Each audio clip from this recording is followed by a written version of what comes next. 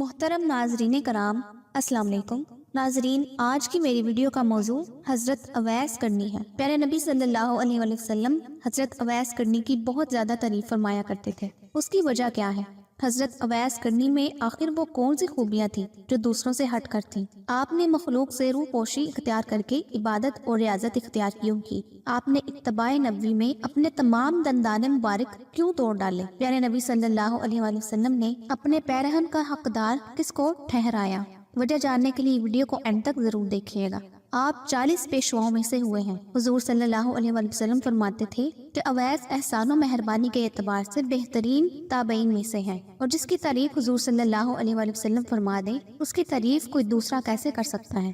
بعض اوقات جانب یمن روئے مبارک کر کے حضور صلی اللہ علیہ وسلم فرمایا کرتے تھے کہ میں یمن کی جانب سے رحمت کی ہوا آتی ہوئی پاتا ہوں۔ سبحان اللہ۔ حضور صلی اللہ علیہ وسلم فرماتے ہیں کہ قیامت کے دن 70,000 ملائکہ کے آگے جو اویس کرنی کے مانند ہوں گے، اویس کو جنت میں داخل کیا جائے گا تاکہ مخلوق ان کو شناخت نہ کر سکے۔ وہ اس لیے کہ آپ نے خلوت نشین ہو کر اور مخلوق سے روح پوشی اختیار کر کے محض اس لیے عبادت اور ریاضت اختیار کی کہ دنیا آپ کو برگزیدہ تصور نہ کرے۔ اسی مصلحت کے پیش نظر قیامت کے دن آپ کی پردہ داری قائم رکھی جائے گی۔ حضور صلی اللہ علیہ وسلم نے فرمایا کہ میری امت میں ایک ایسا شخص ہے جس کی شفاعت سے قبیلہ ربیہ و مضر کی بھیڑوں کی بال کے برابر گناہگاروں کو بخش دیا جائے گا۔ اور جب صحابہ کرام نے حضور صلی اللہ علیہ وسلم سے پوچھا کہ وہ کون شخص ہے اور کہاں مقیم ہے، تو آپ صلی اللہ علیہ وسلم نے فرمایا کہ اللہ کا ایک بندہ ہے۔ پھر صحابہ کے اصرار کے بعد فرمایا کہ وہ اویس کرنی ہے۔ جب صحابہ نے پوچھا کہ کیا وہ کبھی آپ کی خدمت میں حاضر ہوئے ہیں، تو آپ صلی اللہ علیہ وسلم نے فرمایا کبھی نہیں، لیکن چشم ظاہری کی بجائے چشم باطنی سے اس کو میرے دیدار کی سعادت حاصل ہے۔ پھر جب صحابہ نے پوچھا کہ کیا ہم ان سے شرف نیاز حاصل کر سکتے ہیں، تو حضور صلی اللہ علیہ وسلم نے فرمایا کہ نہیں، البتہ عمر اور علی سے ان کی ملاقات ہوگی، اور ان کی شناخت یہ ہے کہ پورے جسم پر بال ہیں اور ہتھیلی کے بائیں پہلو پر 1 درہم کے برابر سفید رنگ کا داغ ہے، لیکن وہ برس کا داغ نہیں۔ لہٰذا جب ان سے ملاقات ہو تو میرا سلام پہنچانے کے بعد میری امت کے لیے دعا کرنے کا پیغام بھی دینا۔ پھر جب صحابہ نے عرض کیا کہ آپ کے پیرہن کا حقدار کون ہے، تو فرمایا اویس کرنی۔ دور خلافت راشدہ میں جب حضرت عمر اور حضرت علی کوفہ پہنچے اور اہل یمن سے ان کا پتہ معلوم کیا، تو کسی نے کہا میں ان سے پوری طرح واقف تو نہیں، البتہ ایک دیوانہ آبادی سے دور عرفہ کی وادی میں اونٹ چرایا کرتا ہے اور خشک روٹی اس کی غذا ہے۔ لوگوں کو ہنستا ہوا دیکھ کر خود روتا ہے اور روتے ہوئے لوگوں کو دیکھ کر خود ہنستا ہے۔ چنانچہ حضرت عمر اور حضرت علی جب وہاں پہنچے تو یہ دیکھا کہ حضرت اویس نماز میں مشغول ہیں اور ملائکہ ان کے اونٹ چرا رہے ہیں۔ فراغت نماز کے بعد جب ان کا نام دریافت کیا تو جواب دیا کہ عبداللہ، یعنی اللہ کا بندہ۔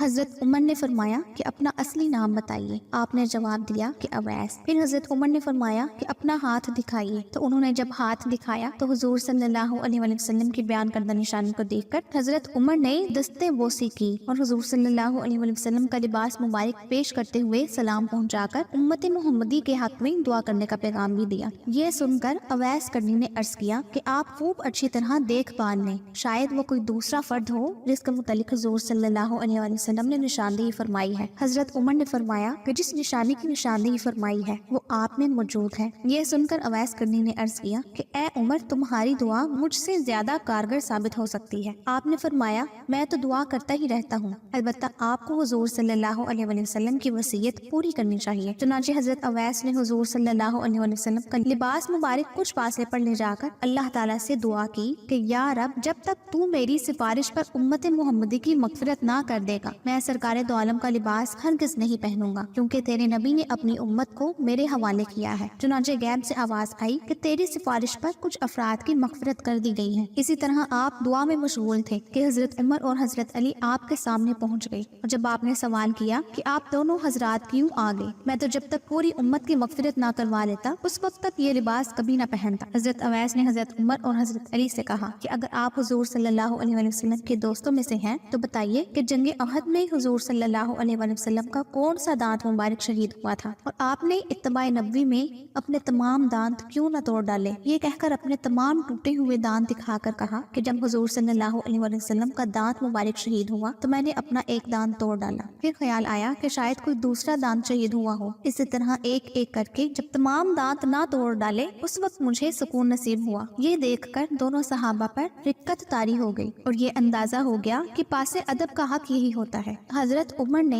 जब वसीयत करने के लिए फरमाया तो आपने कहा, ए उमर, अगर तुम खुदा शनास हो तो उससे ज्यादा और कोई वसीयत नहीं कि तुम खुदा के सिवा किसी दूसरे को पहचानो। फिर पूछा कि ए उमर, क्या अल्लाह ताला तुमको पहचानते हैं? आपने फरमाया हाँ। हजरत अवैस ने कहा कि बस खुदा के अलावा तुम्हें कोई न पहचाने यही तुम्हारे लिए अफसल है। गो हजरत अवैस दीदारे नबी से मुशर्रफ ना हो सके, लेकिन इत्तबाए रिसालत का मुकम्मल हक अदा करके दुनिया को दरसे अदब देते हुए रुखसत हो गए।